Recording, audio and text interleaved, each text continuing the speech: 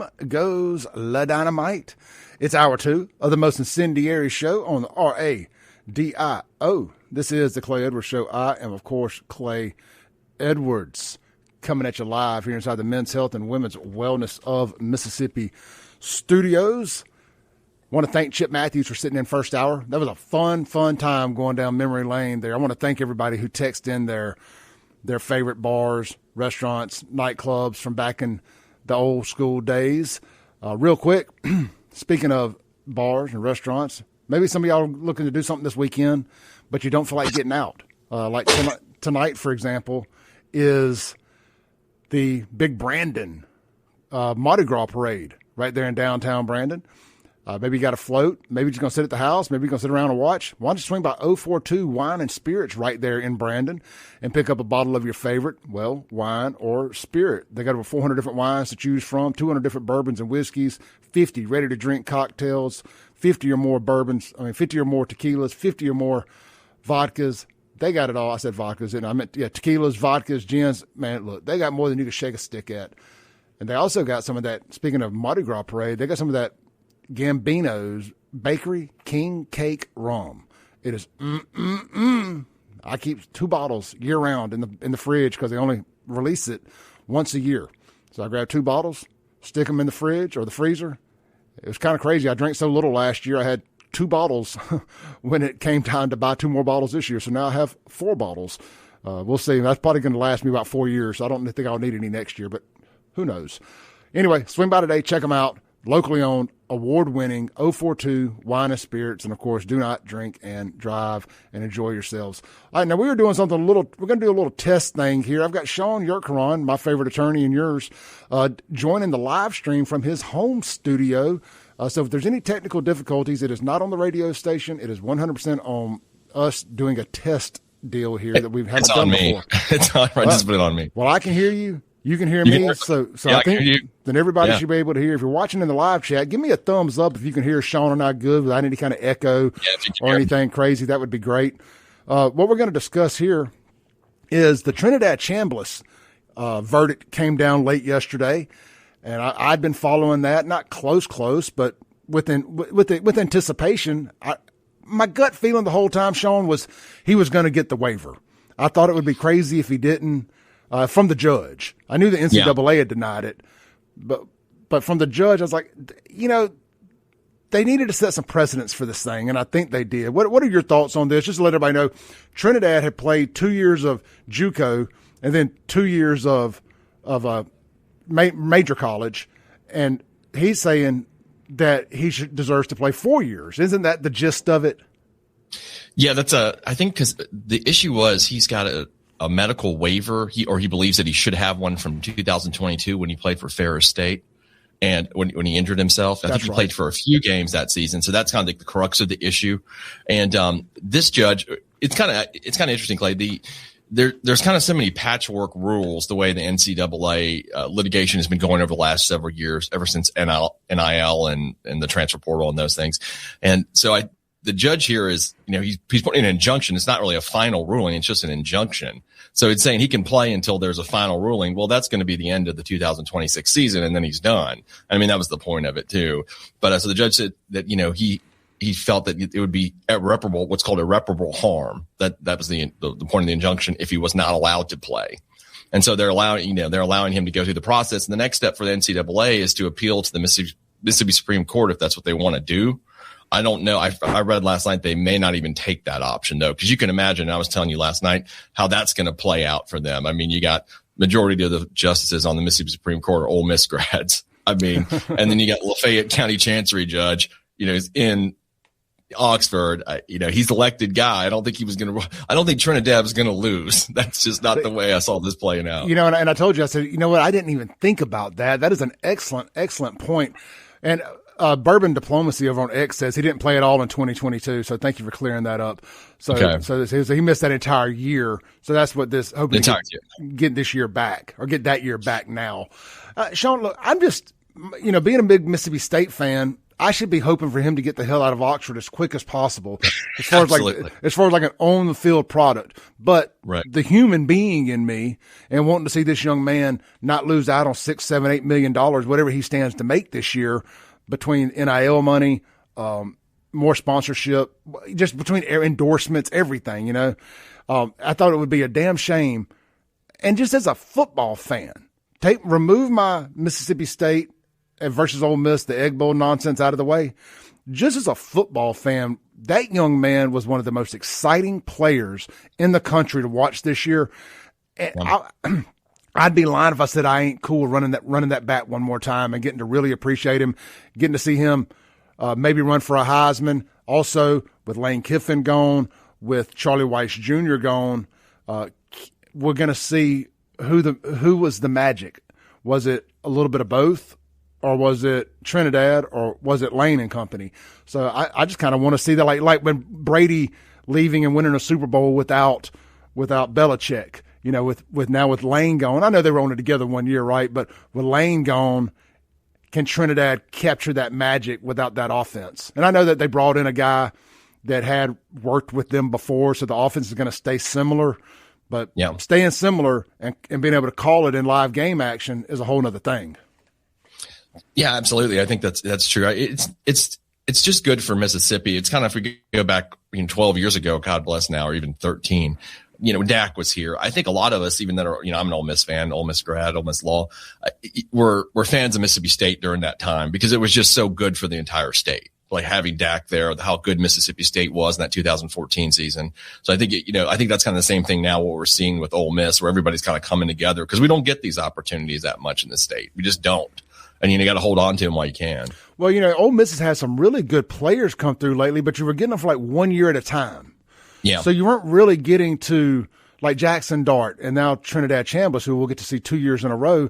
Or at least with Dak, we had him for 4 years, and he was a starter for 3. Right. Right. He came in, was it in that 2013 season? He started coming. Yeah. Was it the Egg Bowl he started playing in? Yeah. He came in the Egg Bowl. I want to say. Well, he played like sporadically here and there. We called him Baby Tebow, and he would come in and run a touchdown in the red zone, stuff like that. But so maybe he was just a starter for 2 years, the 14 year and the 15 year, his senior year. But I thought he had started more games in 13. But either way, to get to see him as a starter for 2 years in a row, barring any injuries or anything. And there was another thing, the quarterback they had brought in, there was a lot of whispers that he's not quite ready to be the starter. So just from an on-field perspective, you got a chance to do some big things. Let's go back to the legal aspect of it more than the on the field. So something that I thought was really wild that Brad Logan had reported from inside the courtroom was, before the verdict was read, the NCAA attorneys got up and walked out of the courtroom like before the verdict was read. Is that commonplace at all? Yeah, I'd think you get held in contempt for something like that. I can't imagine not appearing for when the court. I mean, especially if the court has said, I'm going to convene at, such and such a time and read my order, because that's what, it's not the jury verdict, it's the order of the court. And so I would think that I listened to the video, he sounded like he was pretty pissed off, and I would have been too if I was the judge. Well, yeah, it seems very disrespectful. Lawyers, were they? They were out-of-state lawyers, weren't they? The NCAA lawyers. Yeah, I would think so. Local practitioners wouldn't have done that because they got to practice before that judge all the time. So they would have been there, I would imagine. Or I don't know. Actually, that's a good. Now I haven't thought about that, Clay. How many local Mississippi lawyers would have taken that case to help the NCAA? Like, I don't know that they would. Like, if you practice in Lafayette County, you're like, do I want to try to prevent Trinidad Chambliss from getting a waiver? Now, I wouldn't want that guy. Now, here's a great thing, because when you say that, it makes me think of that SEC catchphrase. It just means more. Now, I don't know a single attorney that wouldn't take any murderer's case, no matter how bad it is, right? Because that's a challenge, right? To if I can get this guy off, it's still going to be high profile, win, lose, or draw, right? So you take that case for the name for a multitude of reasons. There's no moral conflict there. But hold on a dang minute. I can't go and take a chance of making every Ole Miss fan angry at me, especially considering their tentacles being throughout the legal system like they are.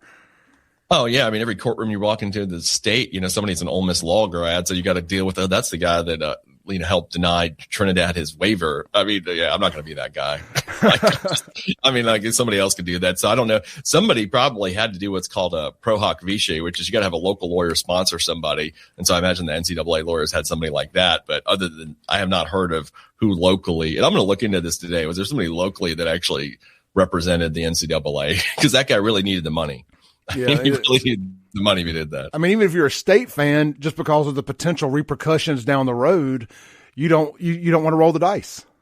No, I wouldn't think you would. I mean, that's just that's not a good position to be in. Just like I was saying about the judge is kind of. I mean, I think that was a foregone conclusion what the ruling was going to be. Just like what the results of the appeal would be, which is why the NCAA I think is not even going to appeal, is what I read late last night. So I think they already know. And also the other reason being that the appellate process would last till the season was over anyway, so it's pointless.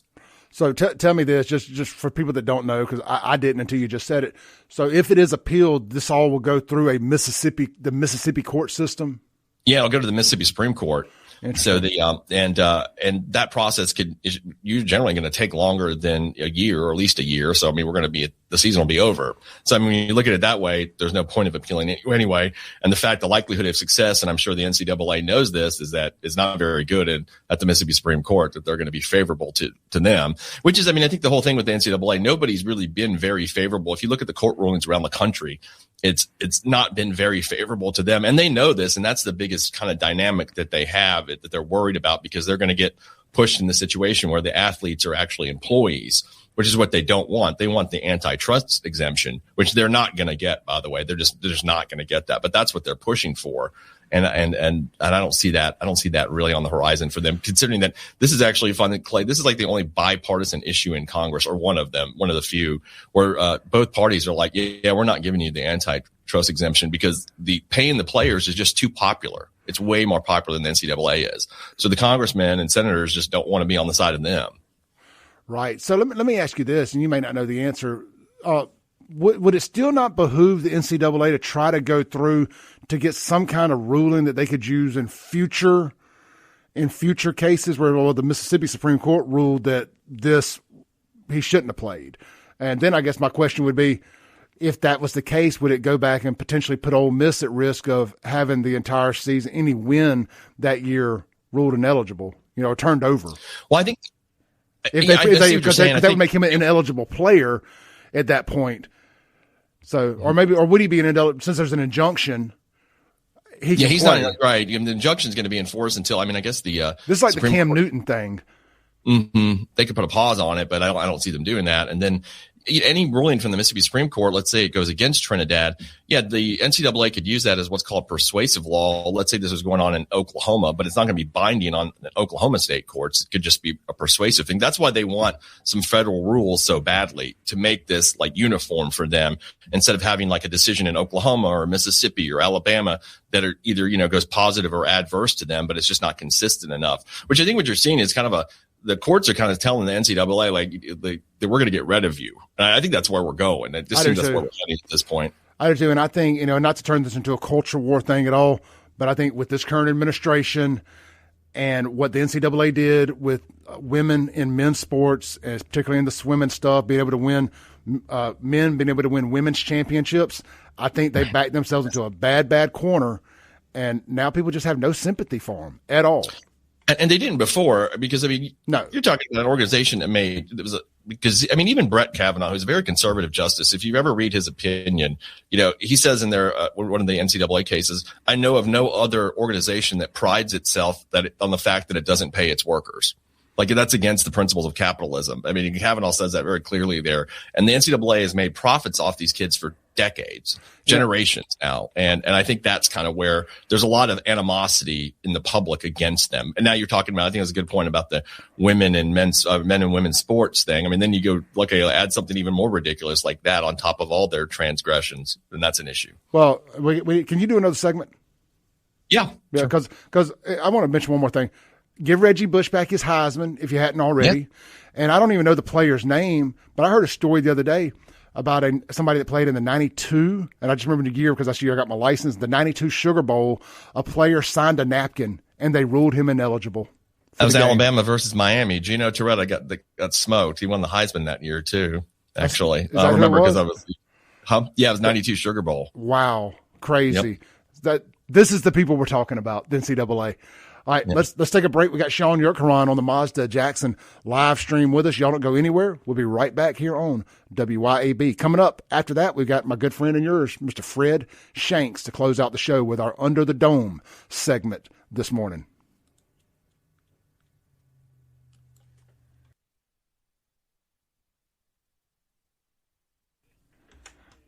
Welcome back in to the Clay Edwards Show here live on 103.9 FM, WYAB.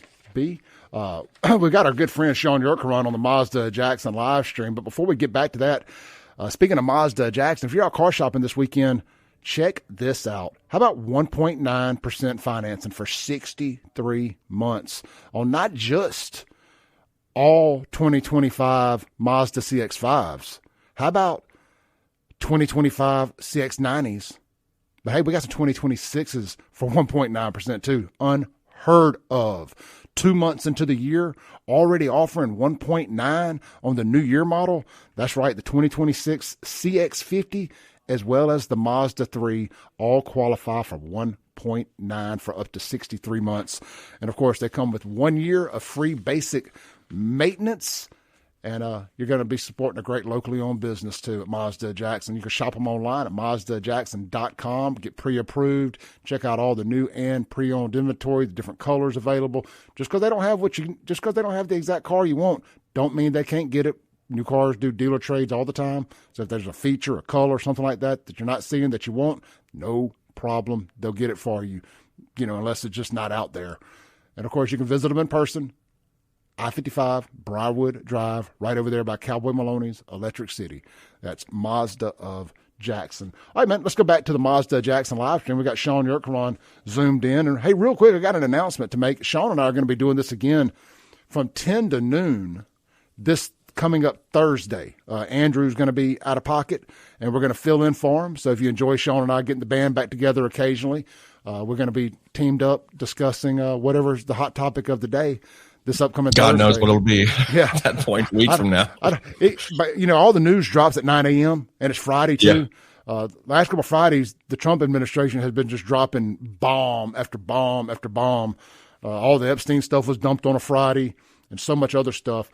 Shaun, I think we've covered the football thing. Are you cool with chopping it up for about 5 minutes here on this Epstein stuff? Sure. I'm going to talk about that at 12 today, too. I'm covering for Lindsey also. Oh, you're going to be on the air today at noon? Yeah. Mm-hmm. You're going to be streaming also? Yeah, I'll be streaming on my channels and stuff and hers. Tell people how to find your stream if they're not going to be if they're not going to be listening YouTube, on WYAB.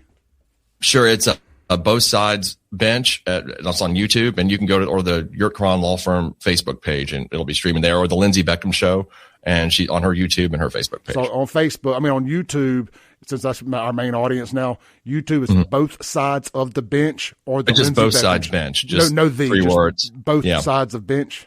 No, just both sides bench. Both just sides three bench. words. Okay, got it. I've been saying it wrong. Both sides bench, or the Lindsey Beckham Show. Okay, y'all make sure y'all are subscribed to Shaun over there at Both Sides Bench on YouTube. Those subs go a long way. Hit that like button too. And of course, he'll be on WYAB on the radio station 103.9 from noon to 1. All right, Shaun. So look, man, you've had a bit of a revelation on this Epstein stuff. You and I were talking, and I'm not going to go as deep as Lindsey went with it yesterday, saying that you're all in on our conspiracy theories, but not every one of them. But yeah. But so what was the revelation? You, a guy that kind of didn't, I don't know if you didn't believe, didn't want to believe, whatever the case may be. I know you very well. You're not a conspiracy theory guy. It's got to be in black and white for you to really wrap your head around it. What came out of these Epstein files where you really said, holy crap, some of this is really happening? Like, what was the thing that hit you upside the head? Well, I think, back in 2019, it was made to be like, both sides were making like a very partisan thing. I mean, of course they're doing that now, but in 2019, you'd see those memes talking about after he was killed. I'll say that now. I think we can all agree that's what happened. Yeah. That Hillary Clinton did it, if you remember those. And so it was made into this political thing. And so I was kind of like, yeah, whatever. And, I obviously believed he was in sex trafficking. I mean, I think there was ample evidence for that, and that wasn't the issue, but I didn't understand the extent of the the extent of the network, how big it was. And then you saw it trickle down to, not trickle down, trickle up, which way you want to put it, to all these different countries. And the biggest one, Clay, that really hit me was I read the BBC a lot. I know I'm a dork and I like, I'll read foreign news, and what's going on in England is incredible. Like we're not doing anything here compared to what they're doing. It's ripping the country apart. You've got Mandelson, who was the foreign ambassador to the United States.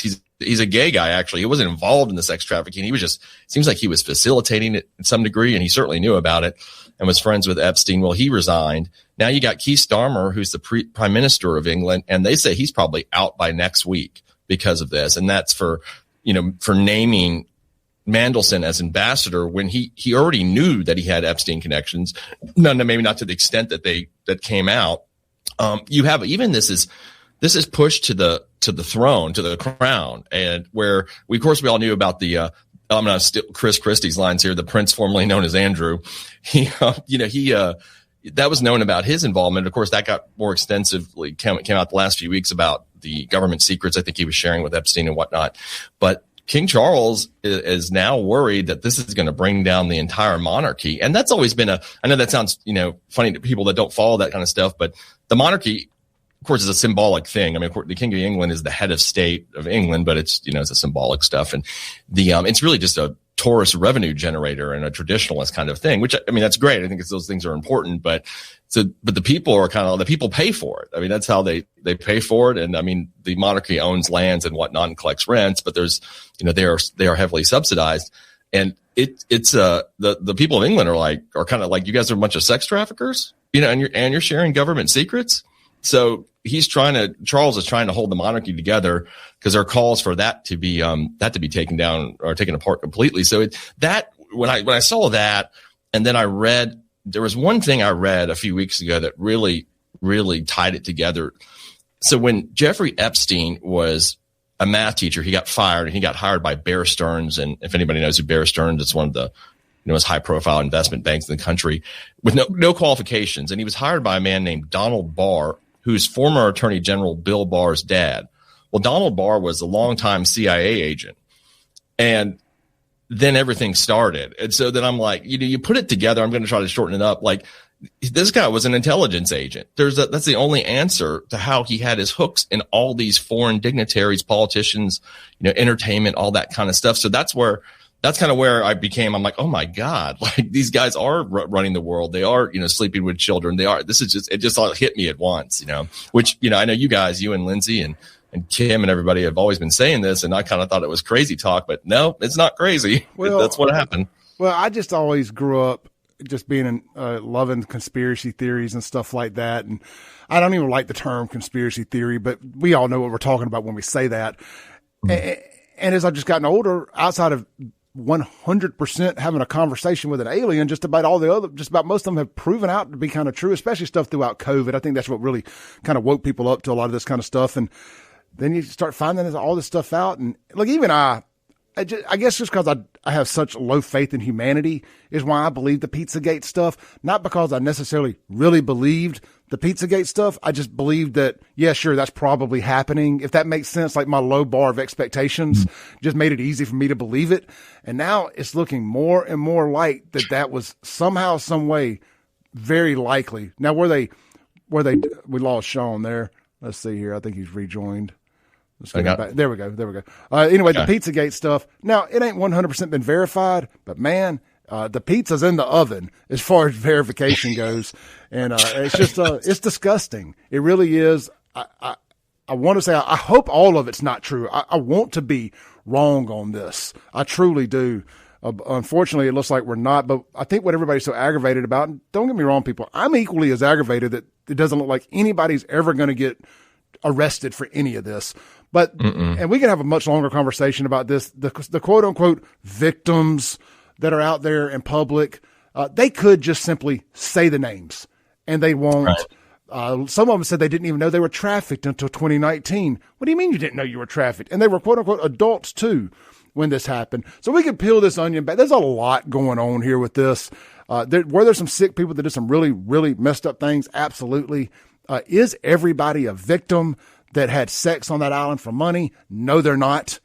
Some people are just prostitutes and looking for a payday. But, right, like both things can be true. Right, right. That happened, and that's kind of why I look at it too. I agree with that. I'm talking to a good friend of mine about that last night. It's some people were, prostitutes, and some people were getting trafficked.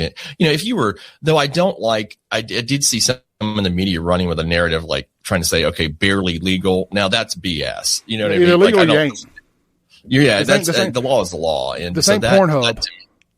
Yeah, it's not Pornhub. I mean, right. I mean, the 15-year-old is a 15-year-old girl, and that's still something that, you can't do. What really, though, hit me about the whole thing is, it kind of should, I think this is a thing that should bring, I'm not even going to call this both sides because are there sides anymore after something like this? It seems like what it is, it's them versus us. Right. Like you have the elite, and I'd love Jameson to come back on because, a lot of stuff he was saying is actually accurate. You have the elite that is running the entire world, and they're all rich and they're flying around in jets with little girls and whatnot. And they're having us fight over Bad Bunny and what kind of jeans Sydney Sweeney's wearing, or if Jason Aldean's a racist. You know what I mean? Like, they're having us fight over these stupid things while the rest of us can't even afford a home, or our health insurance premiums are skyrocketed this year. And they want us to focus on stuff like that, while they go do things like this, and they want us to hate each other. And I feel like that's like the plan, right? Because they can go out, they can take these girls around, make gazillions, and nobody's got health insurance. Shaun, I mean, and that's where I am right now with this whole thing.